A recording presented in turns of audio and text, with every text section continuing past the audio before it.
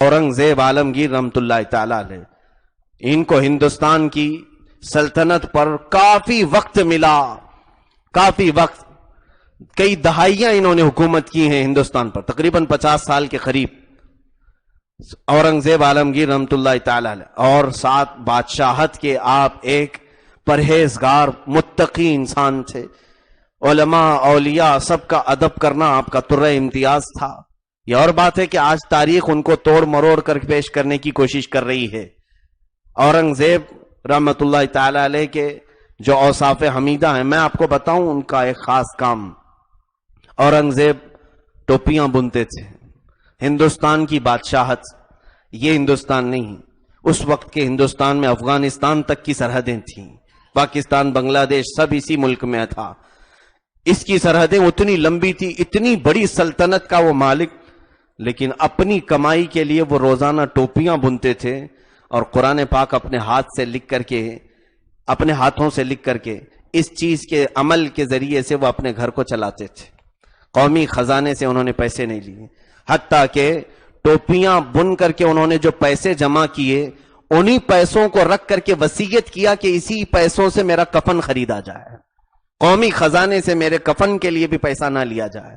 औरंगजेब जिसको 50 साल की हुकूमत मिली हिंदुस्तान की, वो कोई मोहल्ले का कारपोरेटर नहीं, एक जगह का नेता नहीं कि जैसे ही हुकूमत हाथ में आए तो सबसे ज्यादा लूट खसोट शुरू हो जाए और जगह जगह इनके नाजायज कामों की इमारतें खड़ी हो जाएं। औरंगजेब का महल कहां है आज? औरंगजेब की सल्तनत 50 साल रही हो, कहां उन्होंने क्या क्या बनाए? जो बनाए वो मस्जिदें हैं जो वक्फ हो चुकी हैं।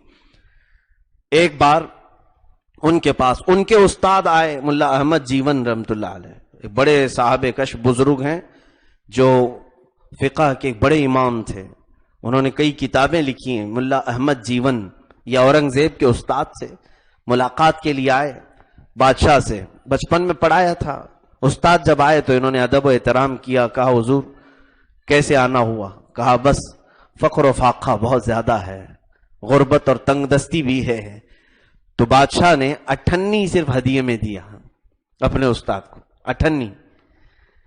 हालांकि उनके पास जायदाद की ना कमी थी, सोने के सिक्के अशरफियां भरी होती, 98 जो है अपने उस्ताद को दिया कि हुजूर कबूल फरमाए।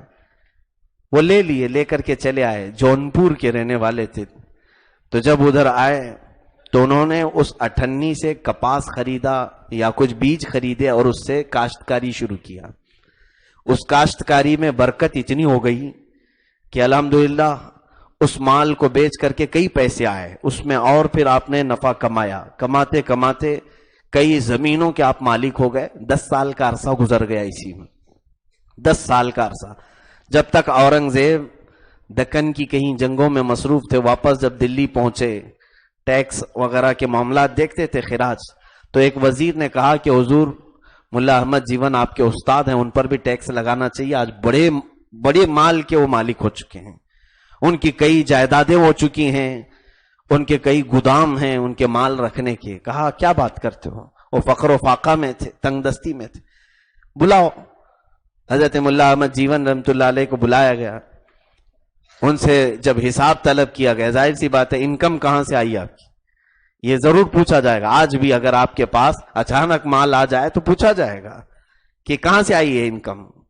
मुल्ला अहमद जीवन रहमतुल्लाह अलैह ने कहा कि बादशाह सलामत, औरंगजेब आपने जो 98 दी थी उसी की बरकत है, मैं उसी में कमाया और इतना बढ़ गया। औरंगजेब रहमतुल्लाह अलैह फरमाते हैं कि ठीक है आप बैठे, तशरीफ रखें, और अपने एक सिपाही से कहा फला दिल्ली में एक चौराहे पर एक बनिया रहता है, एक बनिया रहता है, उस बनिया को लेके आओ, उसका हिसाब मुझे लेना है। वो बनिया आया, कहा कि मुझे तेरा पूरा हिसाब चाहिए, तेरे पास कितना माल आया और कहां कहां खर्चा किया। औरंगजेब बहुत सख्ती के साथ इंसाफ भी करते थे और अदल कायम करने में आपकी मिसाल नहीं थी। सब डरे हुए भी रहते थे। उसने अपनी जो जो बुक थी, चौपड़ियां थी, वो लाया और पेश किया हिसाब। कहा कि बादशाह सलामत, ये सारा मेरे पास इनकम है इतना, और ये एक्सपेंस है, कहां कहां मैंने खर्चा किया। तो उसमें से एक जगह 1 रुपये के खर्च पे उसने लिखा था कि ये कहां है। कहा कि ये मालूम नहीं। آپ نے طلب کیا کہ مجھے یہ 1 روپے جو تو نے خرچ کیا ہے وہ مجھے بتا. تو اس نے کہا کہ بات در حقیقت یہ ہے کہ بارش کا زمانہ تھا اور میرے گھر کی چھت ٹوٹ رہی تھی، تو میں باہر گیا مزدوروں کو لانے کے لیے کہ کوئی مزدور مل جائے. رات کے وقت بارش میں کوئی مزدور نہیں ملتا تھا. ایک مزدور بڑی مشکل سے ملا اور اس سے میں نے بھاؤ تاؤ کیا تو اس نے کہا 1 روپیہ لوں گا، 1 روپیہ لوں گا. تو کہا کہ ٹھیک ہے.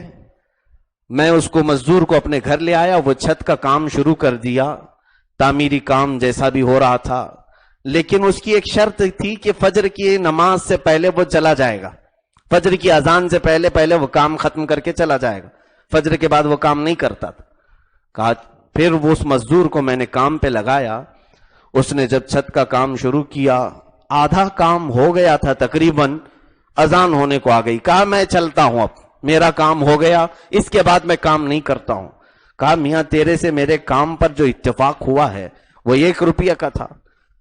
اس مزدور نے کہا اگر میں کل زندہ رہا تو بقیہ کام کروں گا اور آدھی اجرت مجھے اس کی دے دو.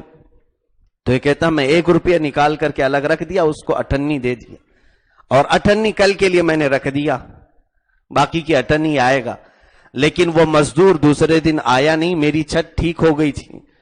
پھر میں نے مزدور کو طلب بھی نہیں کیا، وہ 98 ایک گھر پہ رکھی ہوئی ہے اور ایک 98 اس مزدور کو دے دیا میں نے. وہ مزدور رات کو لے کر چلا گیا. اورنگزیب عالمگیر رحمت اللہ علیہ اپنے استاد ملا احمد جیون سے کہتے ہیں حضور وہ مزدور کوئی اور نہیں، وہ اورنگزیب تھا جو رات کے وقت اس طرح سے گھومتے تھے. کہا بنیا تو جانتا ہے کہ وہ تیرے گھر ٹھیک کرنے کے لیے جو مزدور آیا تھا کون ہے؟ وہ نہیں پہچانا. کہا اورنگزیب تھے. یہ رات کے وقت کسی کے گھر کو ٹھیک کر کے 98 مزدوری کمانا. کہا مجھے یقین تھا کہ وہ میرے ہاتھوں کی کمائی تھی 98، وہی میں نے آپ کو ہدیہ میں دیا تھا، اور اس حلال کمائی میں اللہ نے آج اتنی برکت آپ کو عطا کی ہے. میرے عزیزو ایک 98 بھی اگر حلال طریقے سے لاؤ گے وہ بہت برکت پیدا کرتی ہے، بہت برکت.